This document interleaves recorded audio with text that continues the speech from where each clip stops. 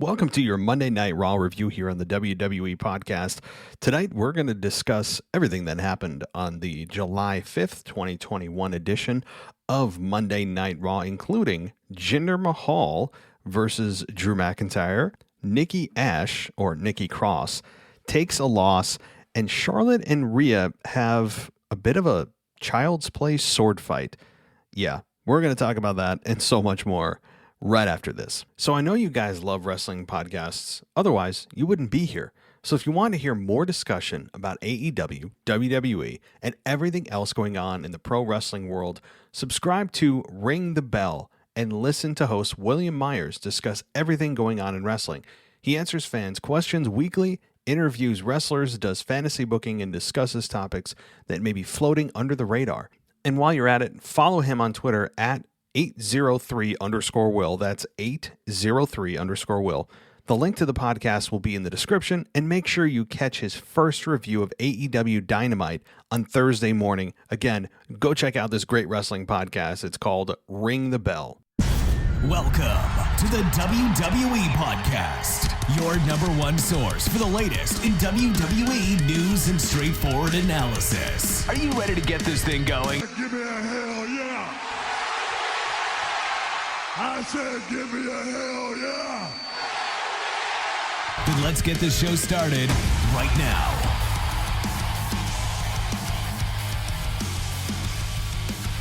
Hey, everybody, and welcome to the Monday Night Raw review here on the WWE podcast. We've got a lot to sift through tonight as we are once again counting down until there are no more Thunderdome shows, guys. We've got one Monday Night Raw to go until the Thunderdome is no more, right? So we have one more show to go.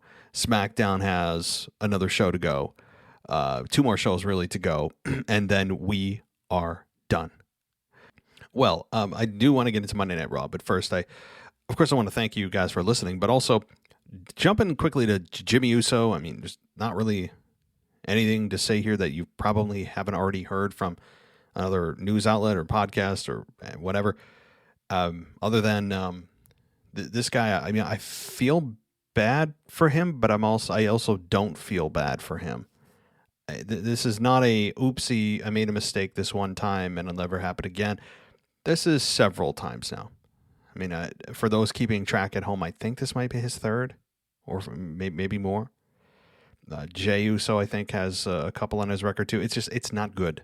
It's not good. And I made actually a YouTube video on this. I normally don't do video, but if you want to head over to my YouTube channel and just search the WWE podcast, and I did or youtube.com/the WWE podcast, and I put up a quick minute and a half thought. I was sitting in my car, and I just quickly gave my thoughts about it, and it's concerning. It's also, you feel bad, but you don't feel bad for the guy, and you do wonder what his future will be in WWE. I know some of you have weighed into me saying that WWE has to let him go. If I was in charge, this would be tough, because you don't want to kill a storyline that is just, it's helping keep the company afloat at this point. And Jimmy's a big part of it. And, so you don't want to adversely affect that. So what do? You also, do you just outright fire the guy? What are your options? You could either A, pretend nothing happened.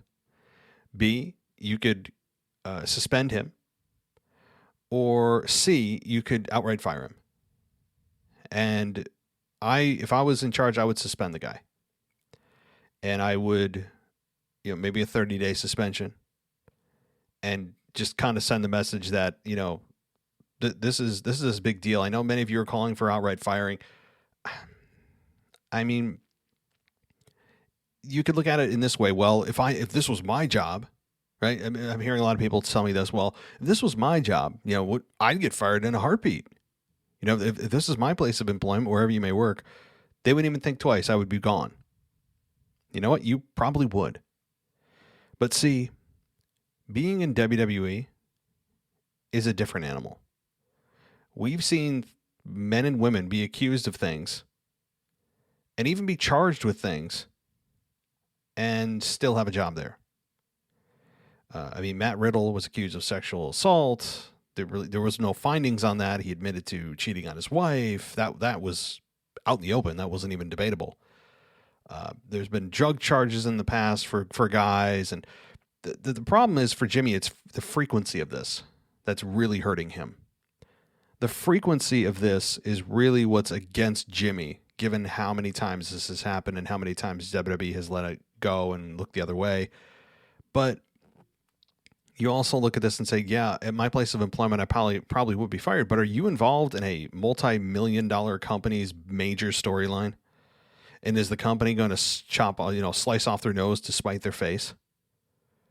Now, I know you could say, well, they'd be fine without it. You got Roman. Well, yeah, you've got Roman, but what's helping this work is not just Roman's brilliance, but you've got Jimmy Uso and Jey Uso, with this story that is just, it's so good that I don't think fans want to see it go away just to prove that WWE is more concerned about their public image than they are progressing storylines.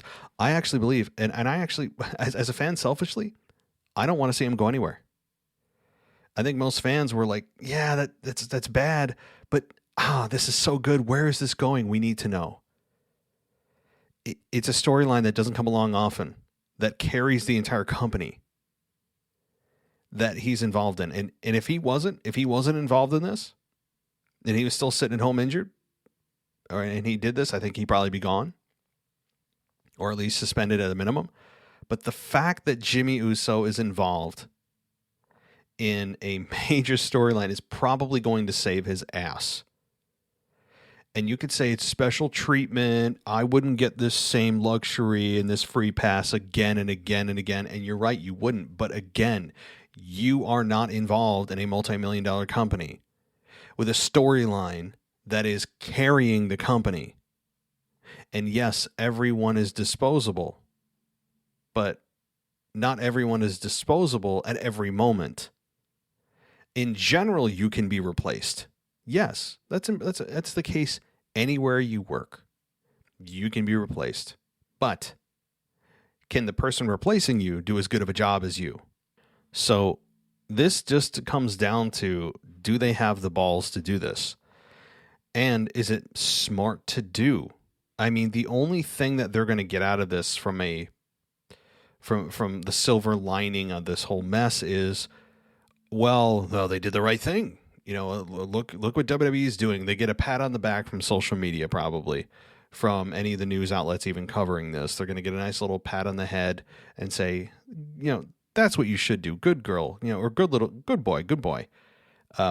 That's really all it's going to be. But for wrestling fans who are pouring the money into this company, and for advertisers who love this storyline and networks that want to keep this storyline going for ratings, I don't think they want to see Jimmy Uso go anywhere.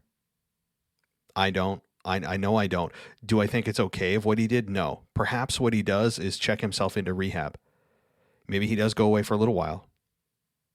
Or he is somehow able to work on the rehab or whatever, or he's told straight out, this is it. Jimmy, you do this one more time, you're gone. Maybe. But maybe that's what they said that to him. Maybe they said it to him the last time. But he's never been in a better place in his career than right now.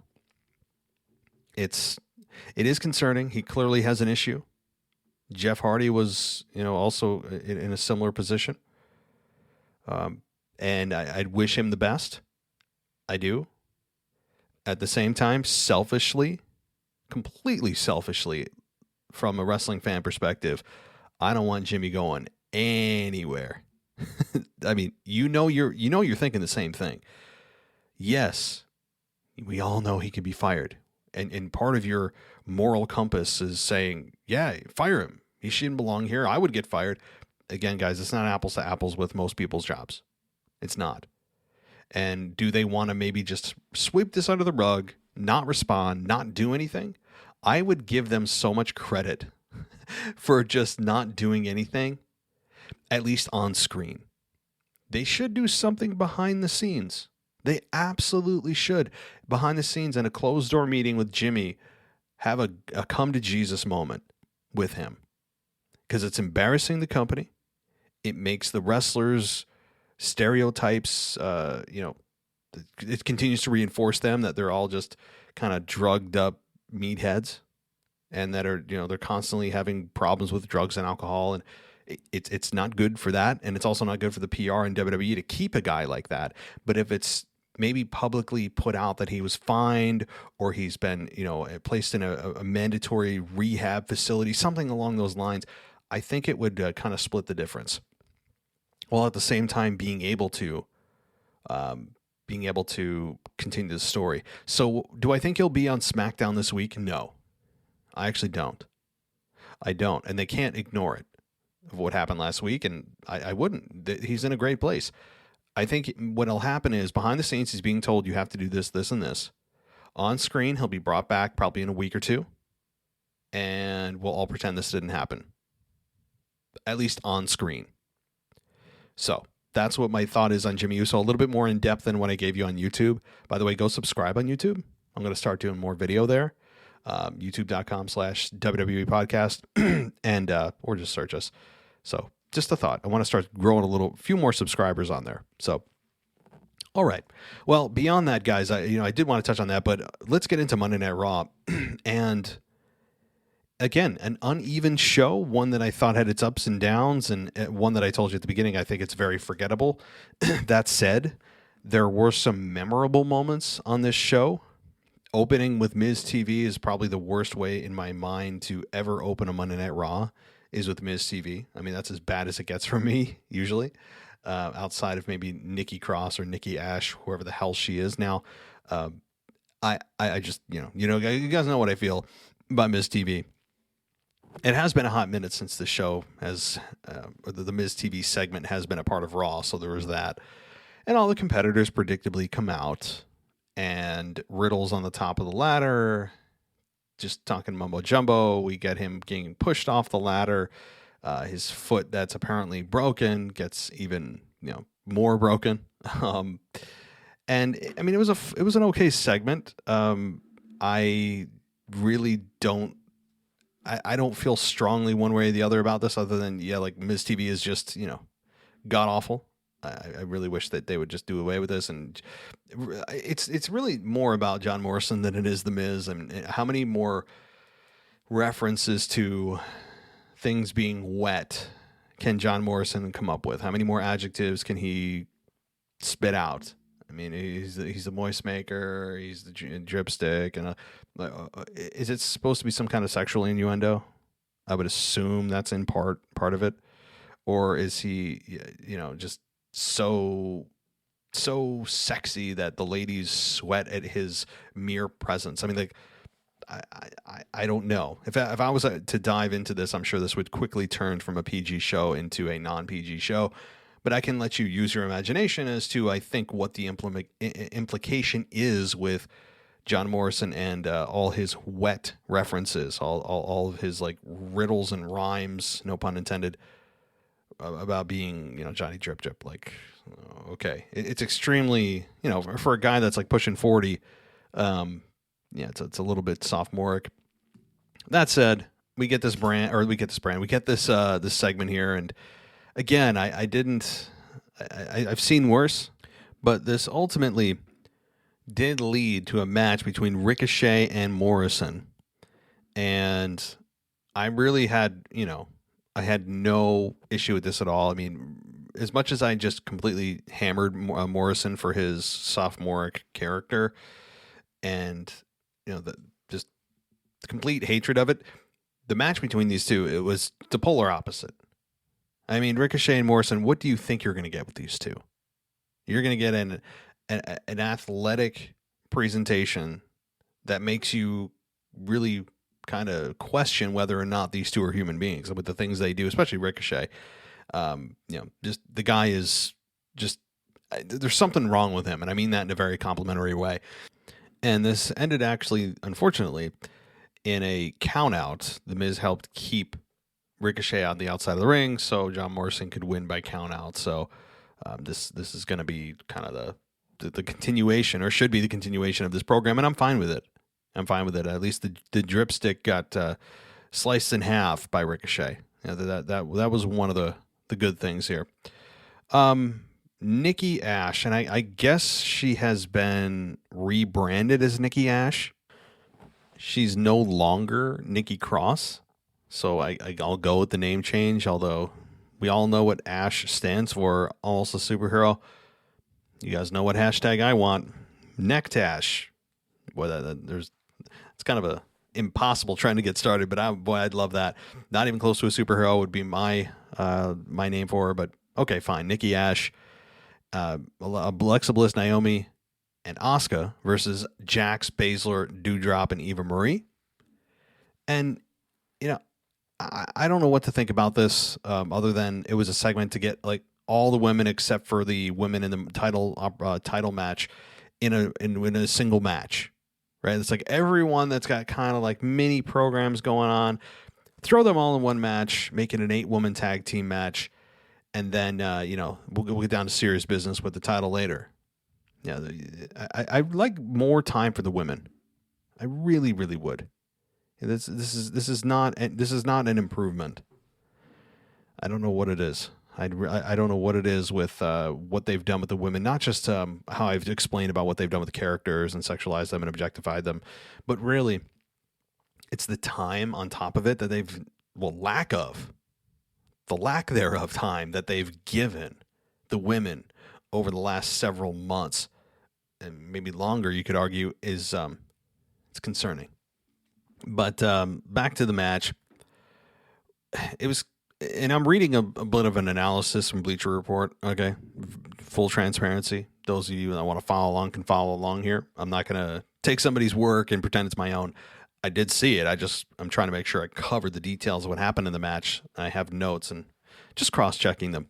So this particular match had Bliss screaming at Eva Marie, which scared her out of the ring. And by the way, Eva Marie doing the bare minimum in the ring, which I don't know how to feel about this. She has Doudrop, but she doesn't really have Doudrop, because Doudrop is she has yet to speak, but she is not really the protector of Eva Marie. She gets kind of annoyed with her, and we still don't understand the relationship with them. They haven't explained it, but we did get a Bliss screaming, and Eva was scared from her, I guess. I don't know, but they then saw Doudrop throwing Nikki around like a rag doll, and then we got Baszler. Oh, I'm sorry. This was fun. Jax and Doudrop completely crushed Asuka between them. That was interesting. That was interesting. Seeing those two, and Doudrop and Jax. I mean, it's kind of like the Tamina and Nia Jax confrontation that at one point you're like, oh, kind of cool. Nia Jax actually has somebody that's a bit close to her stature. Doudrop, I think, is a little closer to Jax and maybe even exceeds her in the weight category. I would think. And again, guys, I know it's like taboo. You don't talk about women's weight. Well, we're in wrestling, okay? Weight is a factor because physics care about weight and mass. So we're just talking about simple physics. And the physics are, if you're going to kind of analyze matches and who should win what and who has an advantage based on their size and speed, well, Doudrop certainly has an advantage. There's just facts, right? So those of you out there that are, wondering if I'm going to dive into women's weight, nope, I'm not gonna. Not that stupid. I'm just trying to see how I'm trying to frame it as like a scientific thing. I'm not stupid, all right? But it's true, right? Like, so Doudrop and Jax eventually will, I think, have a showdown at one point down the line, but they have a very limited interaction here. So the end of the match, as it's described here, Baszler broke Bliss's trance on Reginald by throwing her into the barricade, and the match came to an end when Jax hit Nikki with a Simone drop for the pin. So, I actually didn't mind Nia Jax winning here because I can't stand the Nikki character because of all of its stomach churning positivity. And she continues to spew that out as if we're supposed to be truly, just completely inspired by what she's doing, acting like it's Halloween every week. And I think eventually that Nikki will succeed with this, despite the fact that I can't stand it. She will succeed. I think she will, because even when you go all in on a gimmick, even if it's bad, when you invest in it and you don't half-ass it, people believe what you're doing, even if it's bad, which will ironically get it over, because people choose authenticity, even if something's bad, over superficiality. Is that a word? I'll make it one. Over superficiality of something that is a better gimmick, potentially. So I think authenticity, enthusiasm, and genuine passion for what she's doing and going all in will ultimately win out for Nikki Cross, Nikki Ash, whatever. As much as I despise it, and we're going to have to hear the inspirational speeches every week, which I hate, I think she will succeed. So I'm not dumb enough to think that just because I don't like something, it's not going to work. Okay, unfortunately, and I say unfortunately, the WWE creative does not center around me. It's really a shame, isn't it? But so anyway, of course we get Alexa Bliss here. She's continuing to do her, just a trance-like, hypnotic abilities, kind of bare minimum of doing hocus pocus stuff, and she's still hanging on to it. And I don't know what to make of it. I don't know what the end game is. They probably don't either. So, all right, Mustafa Ali versus Mansoor. We get a Ali victory on this after it was revealed that his leg was fine and he basically feigned a injury. So, fine. I don't have a particularly strong interest in this. I will say Mustafa Ali is sorely underutilized on the microphone, especially on the microphone in bigger programs. This was not on the Hulu version of Raw. That's all you need to know. All right, we're going to take a quick break. And then on the other side, we're going to talk about Jinder Mahal versus Drew McIntyre and Drew's incessant need to give us history lessons in every promo he does. So we're going to talk about that and, of course, the rest of what happened on Monday Night Raw right after this. The Kortberg Speaks Retirement Podcast has been featured as the top 45 retirement podcasts that you must follow in 2021. Every Wednesday, they release a new Kortberg Speaks Retirement Podcast, complimentary and advertiser-free, to help investors at all stages of life learn how to grow and preserve their money from the first job through retirement. You can listen to their podcast at Buzzsprout. Just go to kortberg.buzzsprout.com. That's Kortberg, KORTBURG.buzzsprout.com. Check out the Kortberg Speaks Retirement Podcast today. So if you want retro swag for the urban hipster, fashion apparel created for a new generation, the unique blend of designs that are eclectic and iconic, do you want styles and tastes from a wide array of trends and motifs? Then check out kincustom.com. That's kin, K-I-N, custom.com. It's a fashion brand that's inclusive and most of all trendy. So I know you guys love wrestling podcasts. Otherwise, you wouldn't be here. So if you want to hear more discussion about AEW, WWE, and everything else going on in the pro wrestling world, subscribe to Ring the Bell and listen to host William Myers discuss everything going on in wrestling. He answers fans' questions weekly, interviews wrestlers, does fantasy booking, and discusses topics that may be floating under the radar. And while you're at it, follow him on Twitter at 803_Will. That's 803_Will. The link to the podcast will be in the description, and make sure you catch his first review of AEW Dynamite on Thursday morning. Again, go check out this great wrestling podcast. It's called Ring the Bell.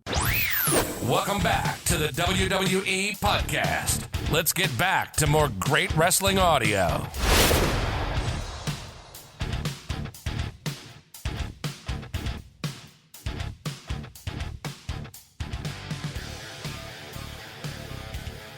Well, let's talk about Drew McIntyre, guys. Because Drew is finally out of the WWE title picture. It would assume. Now, I know he's at the Money in the Bank pay-per-view, and God help WWE if Drew McIntyre wins that. But for all intents and purposes, he is out of the title picture, and it seems as if he's getting into a program with Jinder Mahal. I'm good with that. And I hope that they bring up the three-man band thing. Corey Graves gave a little wink and a nod to the fans and talked about how, I think he said Drew he's a one-man band wrecking machine. So a bit of a wink and a nod. Obviously, he knew what he was doing. But I'm fine with Jinder versus Drew. They seem to have good chemistry. They're both intense. They're both extremely strong. They have a history, and I hope they bring up that history. I hope they bring up three-man band. How can they not? They shouldn't be ashamed of it. Own it. It's part of their history. It helps build the story. But we'll get to Jinder Mahal and the actual match with Drew in a second. I really want to talk about quickly the promos from Drew. Now, Drew has been always very consistent with his promos. He's never going to blow you away. He's never going to let you down. He's just good. He's like a B on a promo consistently. He's just very consistent. Knows how to cut it, is confident, believes in what he's saying. But now he has transformed himself into this kind of historian of trying to tie in war history with his current storyline, which most of the time, more often than not, it fails. Oftentimes, it doesn't feel like he is making the connection successfully, or he drones on about the story way too long.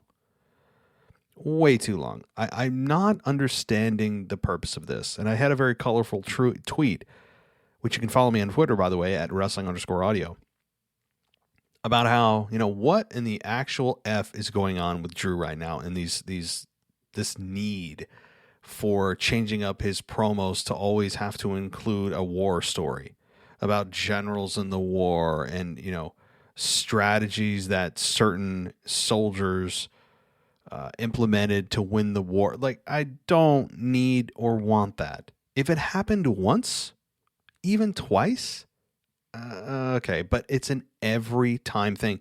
Now we had to learn this past week about the history of the sword, which apparently is created, and it was birthed from the Loch Ness Monster's tooth.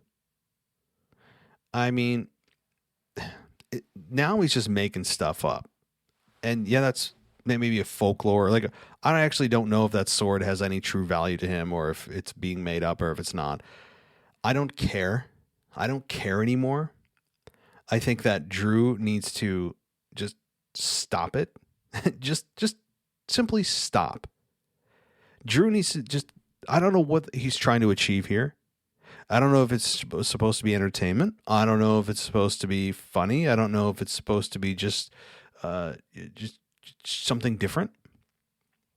I have a feeling, and I said this in my tweet, this feels like he felt like they needed to do something different, or Creative felt like he needed to kind of add a new wrinkle to himself.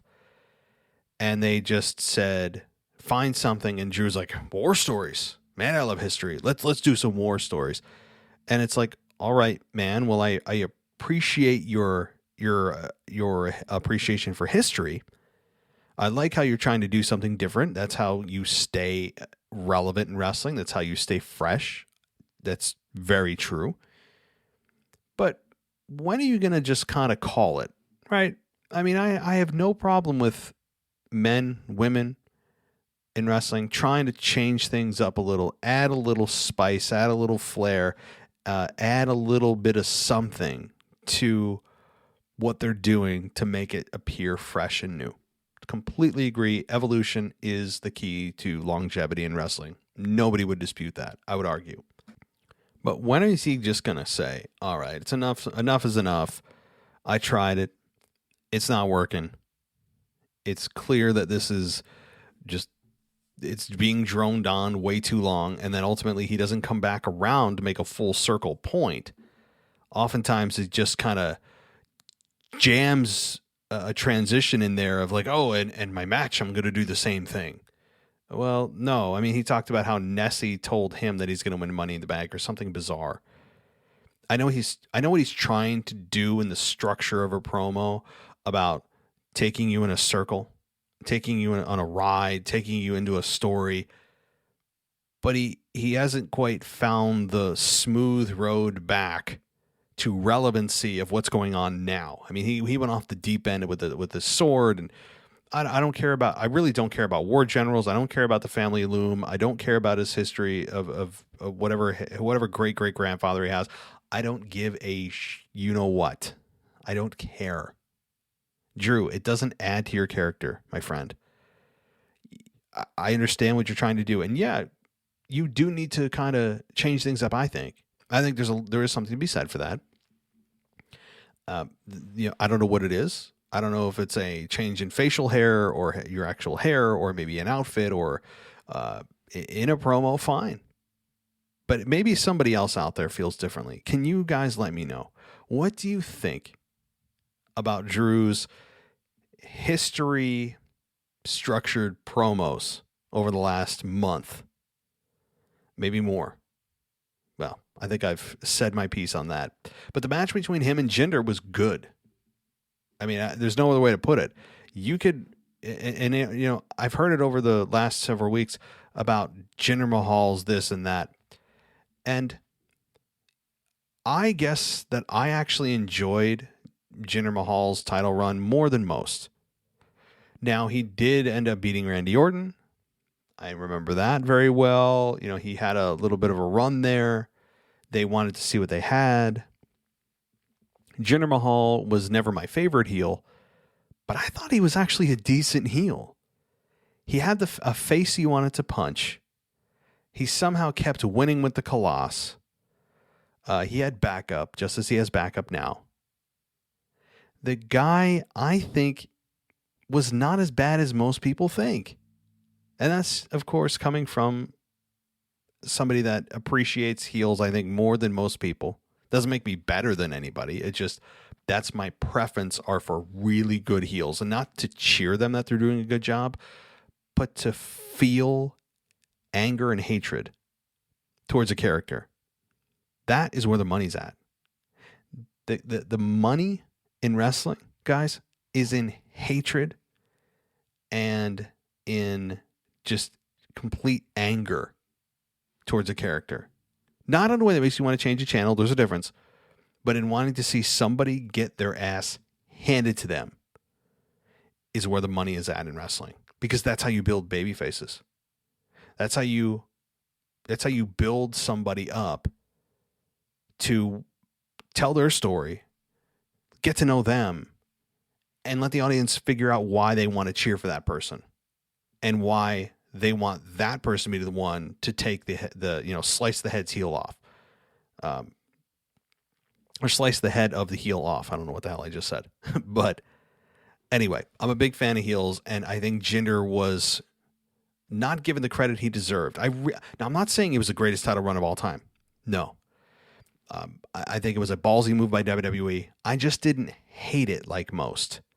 I thought it was okay, and I thought there were some good things you could take from it. So I've certainly seen worse. So anyway, they laid it in with one another.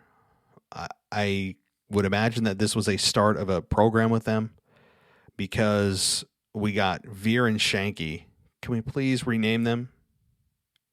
WWE has no problem renaming people. I mean, they renamed Riddle. They renamed Nikki Cross. Like, they renamed Dabba-Kato. I mean, can we please just rename them? I don't care if it's like Dave and Mike. Like, anything but Veer and Shanky. Even Wrestler A, Wrestler B. I would seriously take that over these two names. But this match ended in a DQ because Veer and Shanky got involved.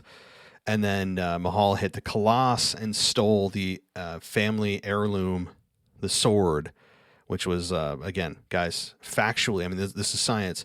It is actually one of Nessie's teeth, which is just crazy, right? Must be worth a fortune. But he stole it to end the segment. So I'm interested. I am. Am I going to watch Raw just because of it? No, but I want to see what happens. And I do want to see Jinder Mahal get his ass kicked because I think he's a good heel.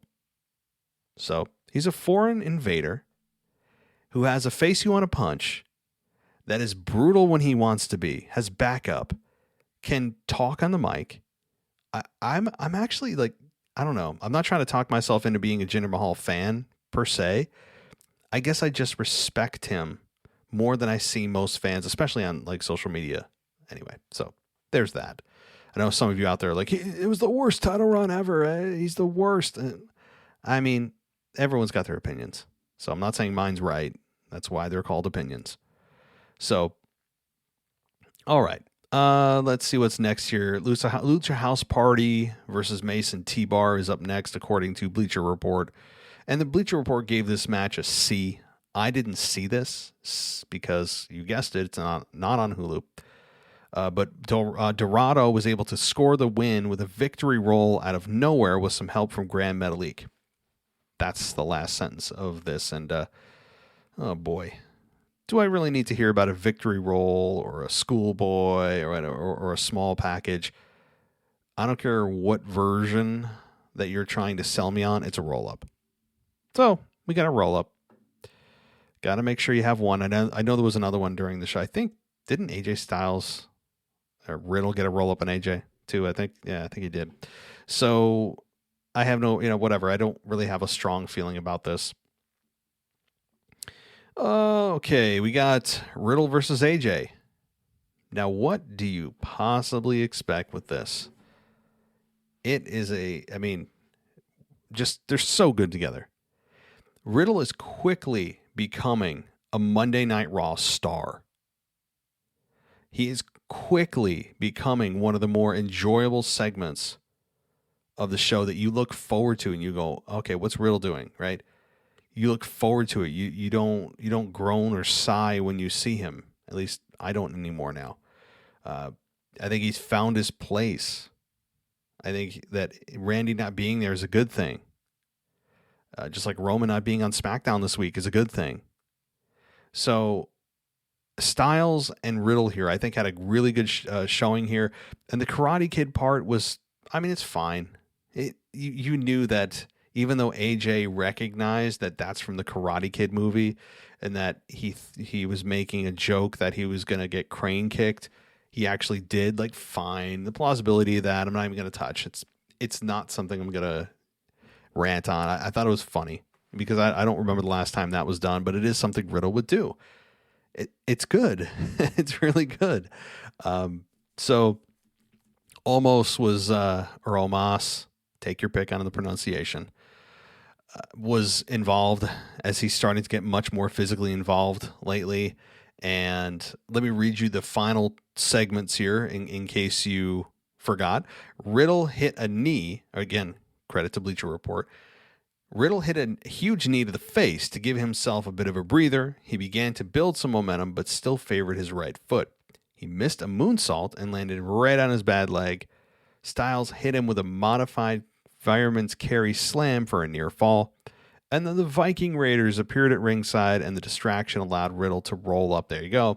Roll up Styles for the win. So there you go. 2 roll-ups on Raw. There might have been more. I just can't think of it at the moment. But what I really liked here is, of course, not the roll-up. The roll-up is just we all know what that is.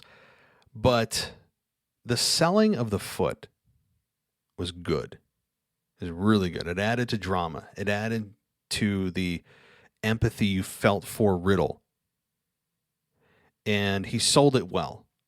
He did moves on it and then immediately collapsed and then tried to continue to do it and fell in the middle of a maneuver, realizing that, hey, if my foot's really broken like I am being told it is, then how can he stand on it? And he did a good job of plausibility and trying to fight through the pain. Riddle is so good in the ring. Riddle is really good in the ring. And he's quickly, like I just said, he's quickly ascending to the top of Monday Night Raw. And I think he's one of the front runners to win the Money in the Bank briefcase. And then we'll of course, get to that in the coming week and a half or so and have an official prediction and preview show in the week before. But anyway, I really love this, and yes, it's a roll up, which is just terrible, but it was good. And Riddle and AJ, I'm sure, are not done here, but we have the Viking Raiders and Omos and AJ that are in a program, and I believe the Viking Raiders are very close to recapturing those championships, so we can just see AJ go off on his own. And same with Omos. I think it's time. Whether he's ready or not, AJ's not getting any younger. It's time to pull him out of that tag team division and let him do what we all know he can do. It's enough of hiding AJ. Yeah, we see these matches and we're like, oh yeah, that's right. We're reminded how good he is. And of course with Riddle. But what a great sell job by Riddle. That's, to me, what really made you really feel something in that match. Okay, Elias and Cedric Alexander versus Jackson Riker and R-Truth. I'll read you the last sentence here. The singer refused to tag into the match and backed his way up the ramp. Riker hit a spinning sidearm slam on Alexander for the win. My, oh my. Cedric Alexander is just... Think about where he was a year ago. Just think about that. Good Lord. Does anyone really care about Riker and Elias? I would play cricket. I should have just got the crickets, the cricket sound effect, because I think I would have just accurately represented that. Okay. We also got Rhea Ripley and Charlotte Flair. And, Rhea Ripley and Charlotte Flair are... They're obviously heels. But I think who's more of a heel is Rhea. Because Charlotte came out there, she was on a crutch, feigning as if she had an injury. And I didn't think it was legitimate because they're saying it happened during a segment that was meant to hurt Charlotte, not in a whoops, we slipped or fell or whatever the case may be. This was a designed injury, and that's fine. I was glad that it wasn't a real injury by the small chance. And Charlotte's out there talking about how she might not make it to Money in the Bank, and talks about how the NBA Finals are lacking their stars, and this is a worse travesty. And then we get Rhea Ripley coming out with the crutch, feigning her injury very obviously, getting to the ring. And then they both reveal that they are not injured. And then they start swinging at each other with the crutches. This was bad. I'm sorry, this was bad. I have nothing but respect, especially for Charlotte Flair. But when you're going to play sword fighting, that's exactly what it was. Now, I obviously can't show you because this is an audio format, not video. But when kids are play fighting, what do? It's like left, right. You hit my sword, I hit my sword. I'm not really trying to hit you. It's just we're trying to hit swords. I hope I described it as accurately as maybe you're envisioning it in your mind. That's what this felt like. They tried to, at times, make it look like they're swinging for each other. They weren't. This was a child's sword fight is exactly what it was. It was bad. And why the hell, if Charlotte really wanted to attack Rhea, why didn't she just, while Rhea's down when she was trying to pick up her crutch, she could have easily hit her right in the face. There were moments during that, if you were truly trying to hit somebody, that you could have. This was the most like kind of theater play fight that I've seen in a while. It was bad. It was bad. I have yet to see Rhea, by the way, in a segment that I said, man, that was really good. Can anyone point me to one single segment that Rhea Ripley has been in since she won the title at WrestleMania that you point to and go, man, that was really good? Anybody? Bueller? Yeah, she's been in some okay segments, a lot of bad segments, and one or two, that was pretty good, but not like, wow, that was great. None. And it's partly, I think, Rhea, partly, I think, creative, part I can see through Rhea. Now, maybe it's me. I'm a Rhea Ripley fan, but I feel like she doesn't feel confident. I feel like she doesn't feel like she knows what she's doing or that she is memorizing her lines. I don't feel it because I don't think she does, and I don't believe it if she doesn't feel it. As human beings, we have this innate ability to be able to sense BS and see through phony. We feel it. We know it. We can't explain it. We just do. And my radar goes off with Rhea. And so I think that is hurting her on top of the fact that she's just obnoxious. And I actually want to see Charlotte beat the holy hell out of her at Money in the Bank. I really, really do. I want to see her get demolished. I don't want Rhea as champion at all. Like Rhea is, I think she'd be much better suited right now to be just a dastardly heel that is working her way up instead of immediately shot to title, win the title, and now is the Raw Women's Champion, and it's I don't think it's going well. That's my analysis. But anyway, they played sword fights. They had a play sword fight on Monday Night Raw. It was not good. Maybe you didn't interpret it that way. I certainly did. All right. Well, then we get to the New Day versus the Hurt Business, which was a tag team match.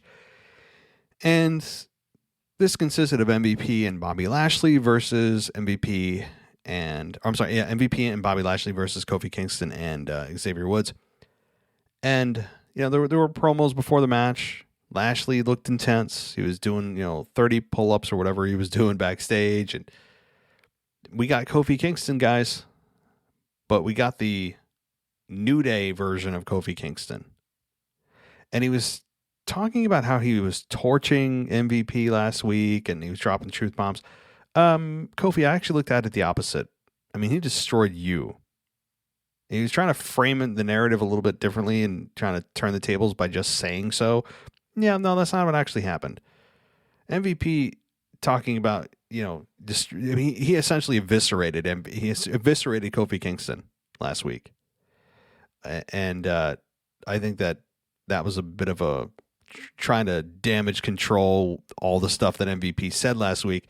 That's really what that was. It's just simple damage control and trying to skew your memory of it. But it was back to the kind of the New Day version of Kofi.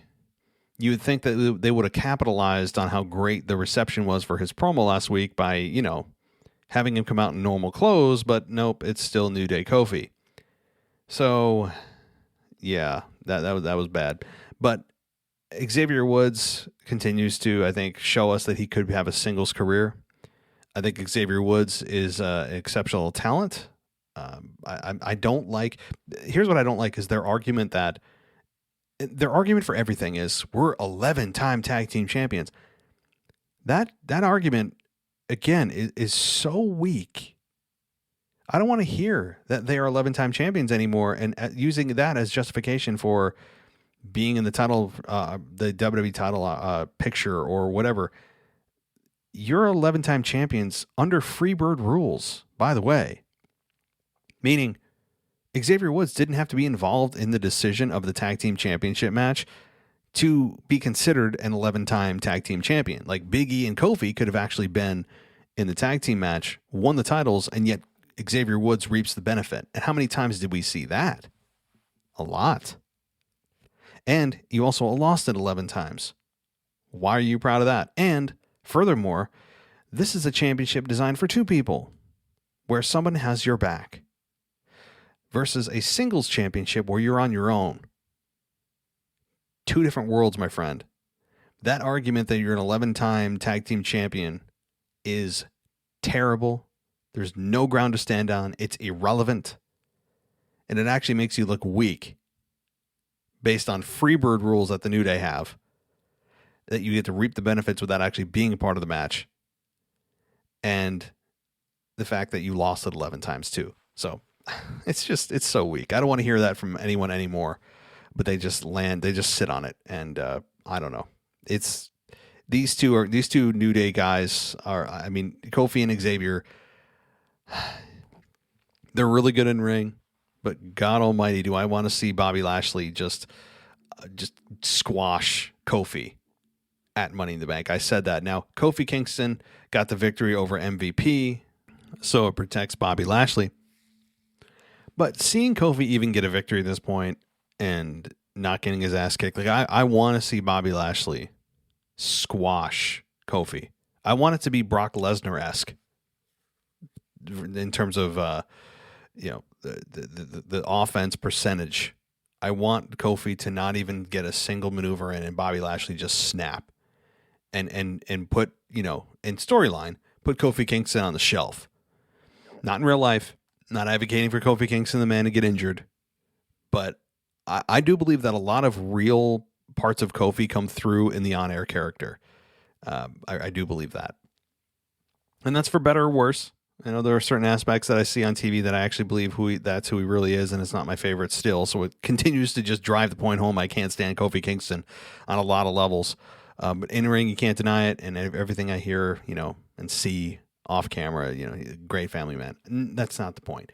I've said that many times. So I want to delineate between the two, but I want to see Kofi Kingston, the character.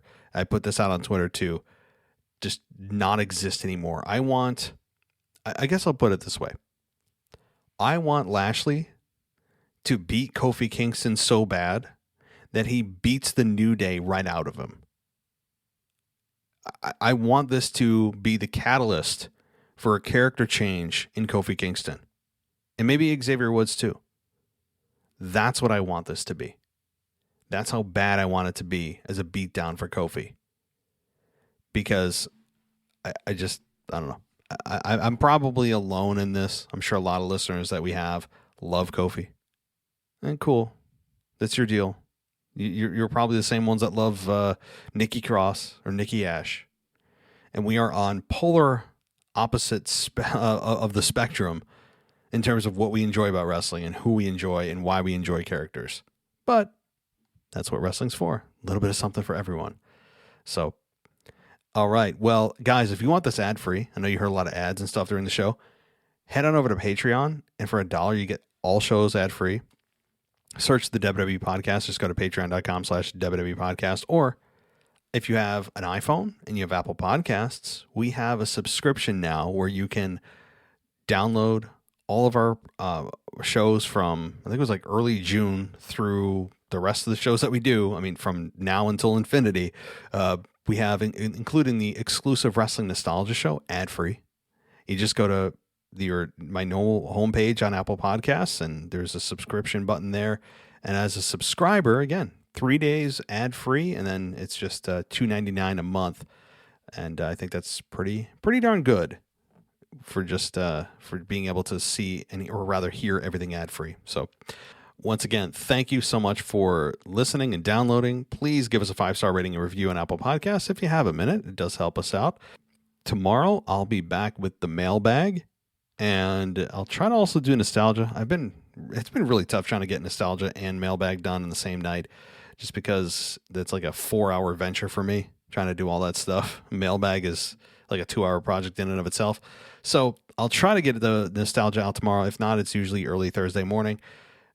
So the mailbag to me is it's one of my favorite shows of the week, and I try to prioritize that over any other show. So again, guys, one ad free, head over to Patreon or Apple Podcasts. Thank you, everybody. As always, I'll talk to you next time.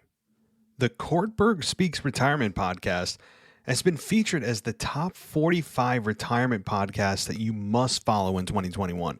Every Wednesday, they release a new Kortberg Speaks Retirement Podcast, complimentary and advertiser free, to help investors at all stages of life learn how to grow and preserve their money from the first job through retirement.